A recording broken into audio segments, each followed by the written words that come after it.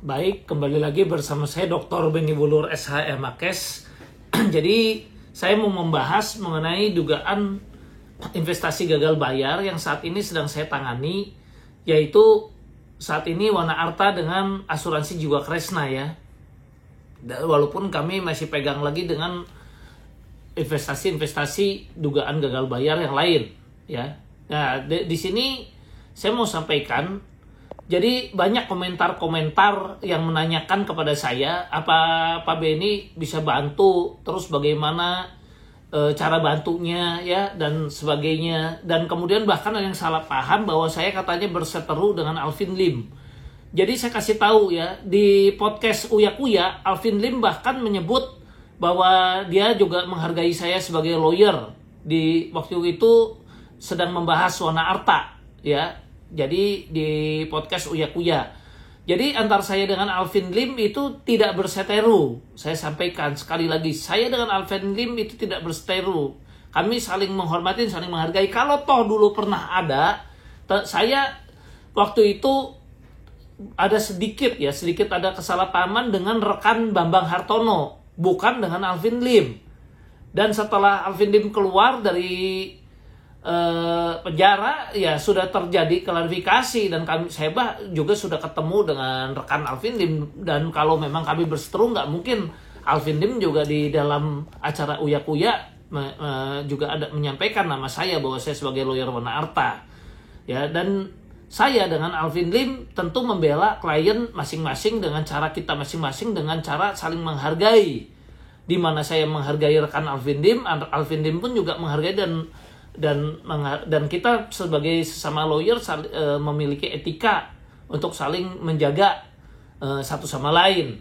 Bahkan ada perkara yang boleh dibilang kita juga sama-sama bisa saling bertukar pikiran. Contohnya saya juga pernah hadir dalam podcast Alvin Lim ya, dalam acara waktu itu ketika saya membela klien saya Polo ya, dan kita lihat memang kebetulan Alvin Lim waktu itu ada podcast ya, akhirnya saya sempat juga wawancara di podcast Alvin Lim. Ini membuktikan bahwa antara saya dengan Alvin Lim tidak ada perseteruan, dan setiap lawyer dengan lawyer lainnya kita juga saling menghargai ya, saling menjaga etika. Jikalau toh kita mau beradu argumen atau adu pendapat hukum, itu sama ibaratnya seorang lawyer kalau fight membela klien masing-masing, seperti seorang petinju yang bertarung di atas ring.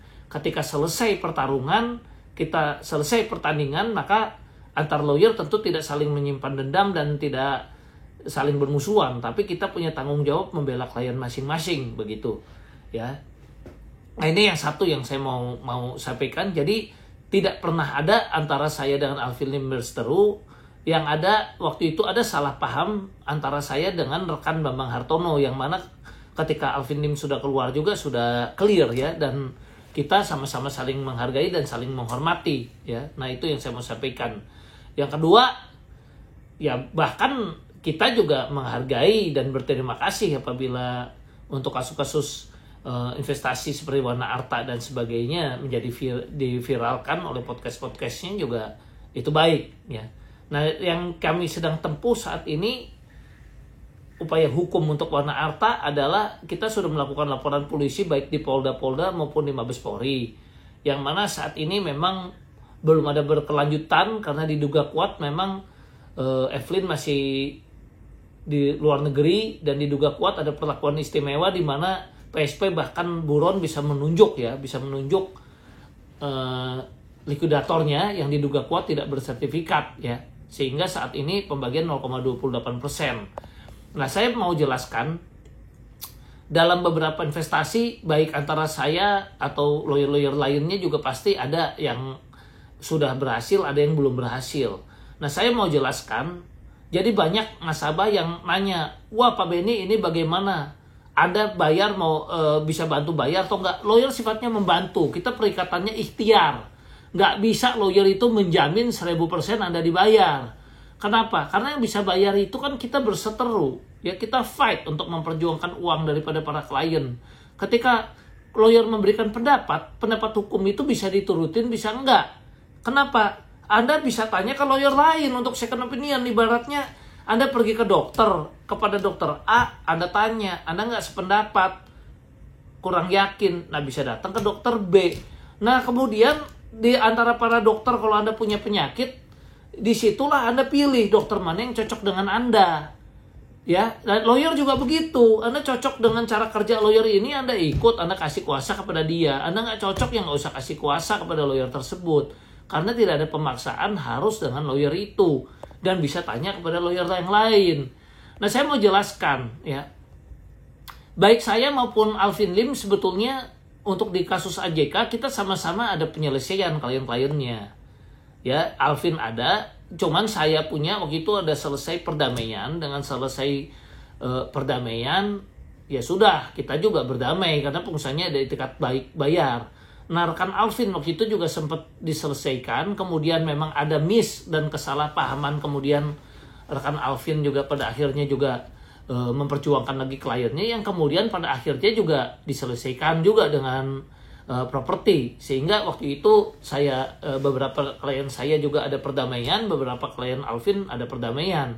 Nah, kami berdua melihat, ya saya nggak tahu ya, rekan Alvin nanti juga harus ditanya sendiri, lebih baik pendapat dari lawyer masing-masing. Kalau saya melihat ada pendapat hukum dengan adanya niat menyelesaikan dari beberapa gelombang sebelumnya, yang mana selesai perdamaian, yang mana saya nggak usah sebut dengan cara berdamai seperti apa, berarti pengusaha ini ada niat bayar.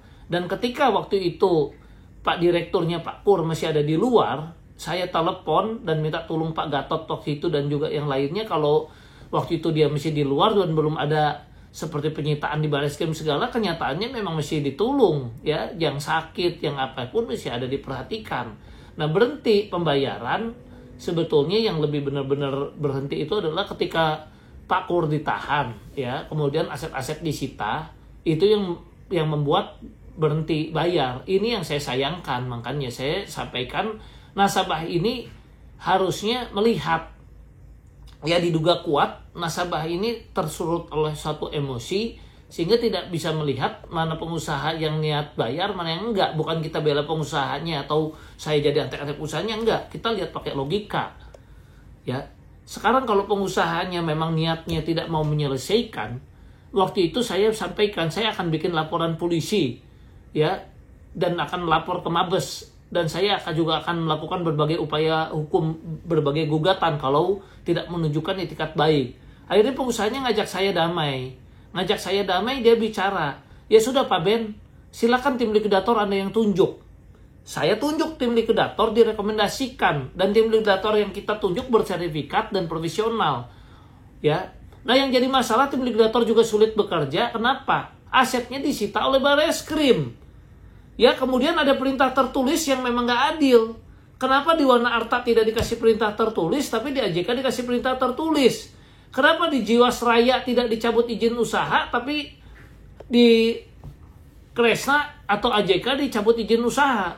Kenapa di dalam pernyataan di surat-surat kabar atau berita-berita dinyatakan bahwa katanya OJK berpendapat kalau mencabut izin itu bisa menjadi huru-hara dan sebagainya, yang diduga kuat bisa menyesatkan atau merugikan ya masyarakat ya. Kita nggak tuduh ya, tapi kita baca-baca aja sendiri beritanya.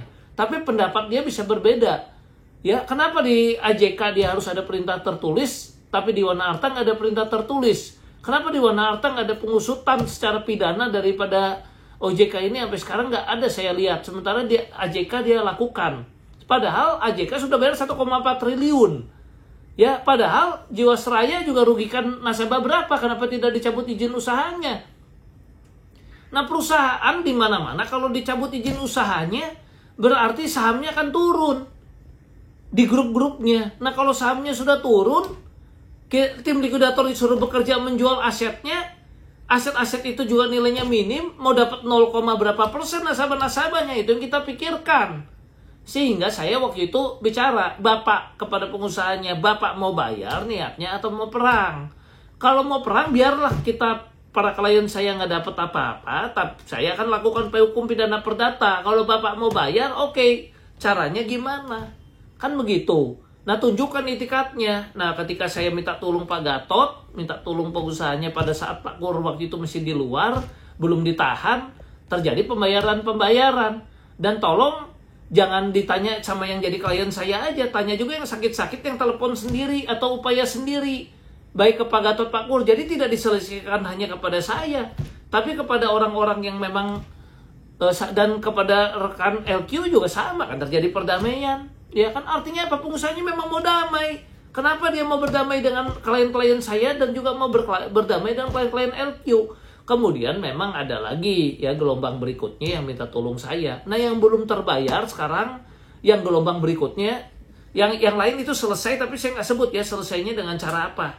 Ya saya nggak mau menyampaikan sesuatu hal yang nggak betul. Ya intinya terjadi selesai dengan cara perdamaian yang gelombang-gelombang sebelumnya. Itu aja yang saya mau bilang. Kemudian ada gelombang berikutnya, minta lagi jadi klien saya. Nah, yang gelombang berikutnya ini kita mau coba dengan upaya perdamaian. Ada kesulitan, bukan pengusahanya nggak mau bayar.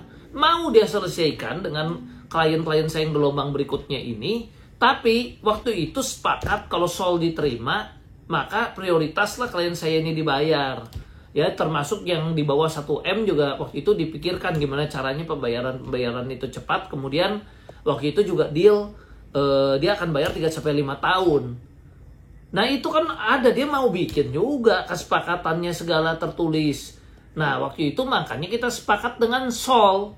Nah ketika kita udah setuju dengan program Sol ini, ya ini yang saya mau ceritakan, kita nggak lihat lagi ke belakang. Ya diciu, dia dicabut izin usahanya. Ya kan, karena katanya nggak akta notaris. Ya kita nggak mungkin sebagai lawyer nyaranin klien kita akta notaris kalau nggak ada kepastian bahwa OJK tidak akan menciu. Kenapa? Kalau sampai sempurna Sol kemudian kita tanda tangan di akta notaris memenuhi POJK, maka berarti kreditur preferen sudah turun, bukan lagi jadi kreditur preferen. Berarti kan akan merugikan para nasabah. Makanya kita nggak mau dulu menyempurnakan dengan akta notaris sampai dengan dari OJK itu memastikan bahwa tidak akan cabut izin, karena akan rugi yang Sol ini. Kalau harus disempurnakan itu bukti kita memikirkan para klien. Makanya tidak ada saran-saran dari saya untuk melengkapi sampai akta notaris, karena kalau sampai dinotariskan ternyata dia tetap diciu, maka teman-teman yang sudah menandatangani Sol dengan di akta notaris kan jadi krediturnya turun, dia konkuren bukan preferen lagi, dan tentu akan jadi rugi. Makanya kita baru mau disempurnakan apabila ada kepastian dari OJK bahwa tidak akan ciu. Kenyataannya diciu. Nah dengan dicabut izin usaha, maka teman-teman yang Sol ini tetap preferen. Kenapa tetap preferen? Karena tidak sempurna, belum ada di akta notarilkan. Sementara syarat OJK kan harus POJK-nya harus dinotarilkan baru sah. Ya mana mungkin kita mensahkan sesuatu yang belum pasti. Nah itu supaya teman-teman tahu. Nah sekarang tanya, kenapa Pak Beni sampai nggak dibayar-bayar juga? Apa Pak Beni dibohongin lagi? Bukan dibohongin lagi, saya udah nego lagi. Baik dengan Jum dan sebagainya, dengan pengusahanya. Bahkan dengan Pak Kur sendiri yang di dalam pun, ya saya juga pernah tengok dia. Saya tanya niat dia mau bayar atau enggak. Dia bilang dia mau bayar tetap. Cuman kan aset saya ada disita oleh Bareskrim, oleh segelintir nasabah yang ngelaporin. Terus sekarang kan juga belum ada kepastian juga saham bisa naik dari grup-grup saham ini. Kenapa? Gara-gara apa? Ya, gara-garanya kan kalau diciu, ya OJK juga banding, berarti nggak ada kepastian, ya saham makin ke bawah. Ya, jadi satu sisi disita oleh Bareskrim, satu sisi juga ini masih dalam kondisi menunggu putusan inkrah. Ya iya dong, kalau Anda jadi pengusaha, belum ada kepastian, masih perang, belum terjadi perdamaian, bagaimana Anda mau bayar? Kan juga Anda juga pasti kalau jadi pengusahanya nggak mau dong. Loh saya sekarang direkturnya masih di dalam, kata dia, ya kan? OJK-nya masih banding. Lah saya bayar pakai apa katanya? Kalau asetnya disita. Nah kalau sekarang Bareskrim nggak sita lagi asetnya, kemudian dia di luar, ya saya bayar, bikin perjanjian tertulis, jaminannya apa segala, sebagian nasabah, misalnya kayak saya menunjuk dengan perwakilan nasabah itu masuk tim likuidator, kan begitu, ya kan? Dan bukan pengusahanya yang diduga kuat kabur ke Amerika seperti Wana Arta itu, nggak bisa diajak bicara. Kenapa? Perhitungan kita mau damai. Ini saya tanya sama teman-teman, hitungannya di polisi 3 tahun. Ya, kemudian nanti diponis sama hakim, bagikan kepada korban. kemudian dibagikan kepada korban, kebingungan lagi cara baginya gimana. Saya kasih tahu nih sekarang, jaksa diperintahkan untuk bagikan kepada korban, kepada ribuan nasabah. Apakah di perintah hakim tersebut ada kata-kata untuk operasional mendata para nasabah dari para jaksa itu adalah boleh mengambil operasional dari sebagian dugaan kasus gagal bayar? Kalau itu nggak ada, jaksa harus pakai uang sendiri. Kalau minta, jaksa akan dibilang katanya dugaan korupsi, ya kan, karena gratifikasi berarti minta duit, berarti kita kan nggak boleh kasih, ya kan, jangan kasih duit, ya kan. Nah, tapi kalau ngambil dari operasionalnya, dari dugaan investasi bodong, dananya dia ngambil untuk operasional, dia ngambil tanpa ada putusan daripada pengadilan, berarti dia korupsi. Kalau ada sebagian yang hilang, artinya apa? Untuk eksekusinya jadi susah. Sekarang first travel ya dikatakan dibagikan kepada korban. Data detail korbannya berapa, dibagikannya bagaimana, sampai sekarang mana korban first travel yang udah terima pembagiannya? Kan nggak ada, menang di atas kertas. Ya, hukum di Indonesia ini yang jadi masalah. Apakah tuntutan daripada jaksa itu memahami hukum perdata? Saya nggak tahu jaksa belajar hukum perdata nggak. Dia bisa detil nggak memintanya, karena hakim tidak boleh mengabulkan. Ya, tidak boleh hakim itu mengabulkan sesuatu yang tidak diminta. Itu sebabnya saya bilang ini nggak bisa dipisahkan, pidana sendiri, perdata sendiri. Itu sebabnya saya waktu itu juga ngajuin permohonan PKPU ya, supaya di Wana Arta itu dibagikannya oleh kurator. Ya, tapi kan tidak ada dukungan, ya kan, sehingga PKPU akhirnya ditolak. Ya kan, padahal mekanisme yang memungkinkan untuk membagikan kepada seluruh korban itu kan kurator. Ya, jadi beriringan harusnya kan pidana dengan perdata. Ya, kalau waktu itu dikabulkan, ya, kurator bekerja. Ya, kurator itu bisa nyita aset, nyari aset seluas-luasnya. Tapi kalau pidana, polisi terbatas, dia nyita sekarang dapat aset cuma 3 biji. Dari 3 biji itu naik ke jaksa. Emangnya polisi nyari aset lagi kalau udah limpah ke jaksa? Kan udah enggak. Selesai. Kalau kurator bagiin aset, kemudian masih ada aset yang belum terambil, dia masih boleh nyari aset lagi. Ya, dan biayanya bisa ditentukan melalui hakim pengawas. Kan begitu, ya. Nah, ini yang saya mau jelasin. Nah, kok Pak Benny sekarang bilang mau damai sama pengusahanya? Apakah jadi ada apa dengan pengusahanya? Enggak, saya transparan. Kalau mau nego dengan pengusahanya dan sebagainya, saya kan ajak juga beberapa klien saya kalau memang mau ketemu dengan waktu itu dengan tim negonya juga. Bukan saya jalan sendiri. Saya dikontrol juga. Kalau saya macam-macam, ya kan, klien saya ikut kok. Kalau kita mau bernego-negosiasi juga. Ya, waktu itu juga sempat bentuk tim 5 pun kalau kita diskusi dengan kepercayaan dari pengusahanya juga ada. Nah, masalahnya sekarang masalah deal atau tidak dealnya. Nah, pengusahanya sekarang bilang, ya saya belum bisa deal. Kenapa? Masih perang. Saya masih dituntut katanya kemarin udah 12 tahun di PT, sekarang masih ada proses kasasi, masih bisa PK 2 kali lagi katanya. Nah, habis itu di dalam dia juga mempertahankan diri mungkin kan, mesti bagaimana. Nah, itu terus sekarang udah dia, tim likuidator juga bingung ini, ya kan, tim likuidator mau bagiin aset ke nasabah, ya, tapi sahamnya makin lama makin turun, ya, dan tim likuidator juga berpotensi, ya, karena apa? Waktu itu OJK bilang, oke lah ada perintah tertulis, kalau nggak jalankan perintah tertulis, boleh nggak OJK langsung ambil? Ya enggak, kalau pengusahanya bilang nggak bisa kasih, berarti harus proses melalui pidana lagi. Nah, pidana itu apa prosesnya? Lidik, sidik, ya, ke jaksa, hakim lagi, PNPT, MAPK. Nasabah mau tunggu lagi 7 tahun lagi, 6 tahun lagi, sampai itu nilai makin turun, makin minus. Sementara pengusahanya udah bilang saya mau bayar 3-5 tahun.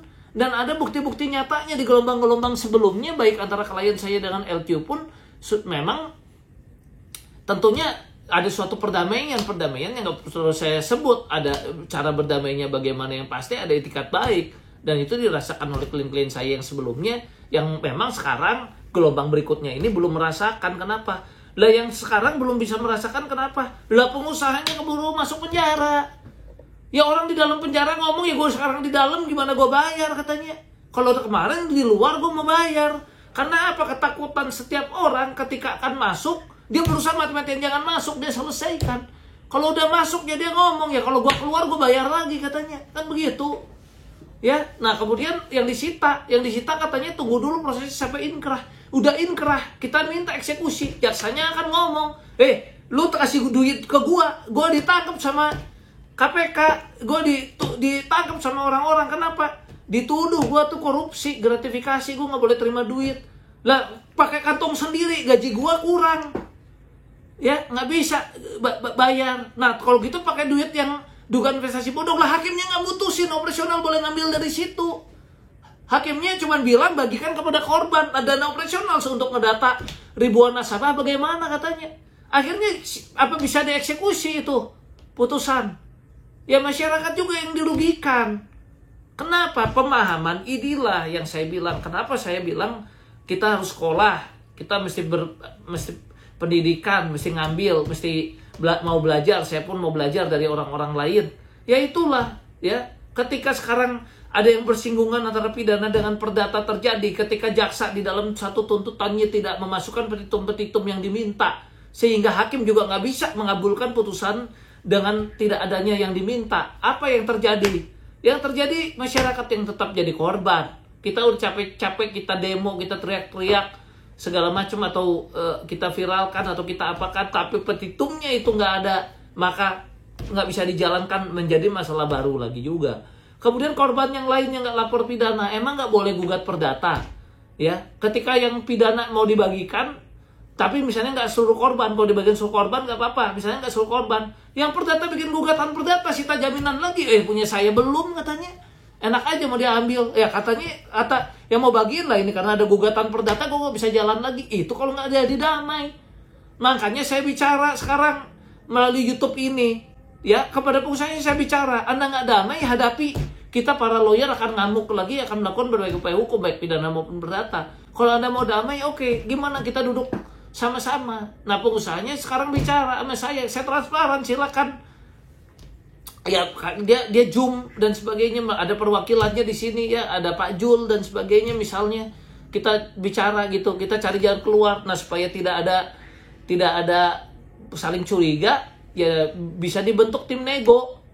Tim nego itu misalnya saya sebagai kuasa hukum yang membela sekian beberapa nasabah, kemudian ada lagi lawyer lain yang ngebela si X, ada lagi si B, ya kan, ya kalau bisa ya para lawyer ini bersatu, para nasabah ini bersatu, ya untuk membela klien masing-masing dan dirinya masing-masing, ya saya pun dengan LQ pun juga saling menghormati dan saya saling kenal dan kita baik kok, saling menghargai kok. Mana kalau ada rekan yang bilang katanya Pak Benny berantem dengan Alvin Lim, tidak ada Alvin Lim berantem dengan Benny Wulur, nggak ada. Ya, yang ada hanya kesalahpahaman waktu itu antara saya dengan rekan Bambang Hartono, yang mana kemudian sudah clear, ya sudah clear, dan kita sih saling menghargai dengan cara kita untuk membela klien kita masing-masing, dan tidak ada saling menjelekkan atau saling menjatuhkan, nggak ada, karena setiap lawyer pasti berusaha untuk kliennya dibayar. Rekan Alvin Lim kepingin kliennya dibayar, saya pun kepingin klien saya dibayar dengan cara kita masing-masing, yang mana cara-cara yang kita keluarkan ini saling menghargai dan saling menghormati, tidak saling menjatuhkan atau tidak saling menjelekkan, ya kan? Nah begitu. Jadi di sini sebetulnya itu yang saya mau sampaikan, ya. Jadi inilah yang dibutuhkan persatuan nasabah dan membuka logika daripada para nasabah atau pempol, bagaimana caranya uang kita kembali. Untuk pengusaha yang nggak mau bayar, tentu kita harus fight. Tapi pengusaha yang beretikat baik mau bayar, ya coba kita lihat pandangannya, kira-kira gimana cara dia mau bayarnya. Nah kalau memang nggak betul, kita nggak deal, ya kita fight lagi. Kalau memang bisa deal dengan perdamaian, ya kita berdamai, kan begitu, ya. Nah itu yang saya mau sampaikan, ya. Ya kemudian yang mau saya jelaskan lagi sedikit di sini adalah, ya di sini peran kita menyayangkan. Jadi kalau OJK diduga kuat tebang pilih, ya yang satu dikasih perintah tertulis, yang satu enggak, ya tentu di sini pun antar kelompok di AJK aja juga bisa protes. Kalau AJK dikatakan perintah tertulis, disuruh bayar sampai harta pribadi, kemudian harta pribadi para ownernya habis hanya untuk AJK, sementara ada Kresna YBS yang belum dibayar. Kresna YBS tentu akan bikin gugatan juga dong, nggak terima dong dia, masa harta pribadi hanya untuk dibayar untuk AJK tapi yang YBS nggak dibayar. Akan berseteru lagi perang saudara antara YBS dan AJK. Sementara misalnya mau bayar baik untuk AJK maupun untuk YBS. Nah ini yang saya mau sampaikan ya. Jadi itu, sementara kalau Wana Arta saya lihat nggak ada itikat baik, makanya kita fight. Saya tetap gugat, saya lakukan berupaya hukum, baik laporan polisi secara pidana di Polda-Polda dan di Mabes, dan kita juga melakukan gugatan perdata, yang mana kita pun akan melakukan upaya hukum kepada OJK melalui OJK. Ya, demikian dan terima kasih.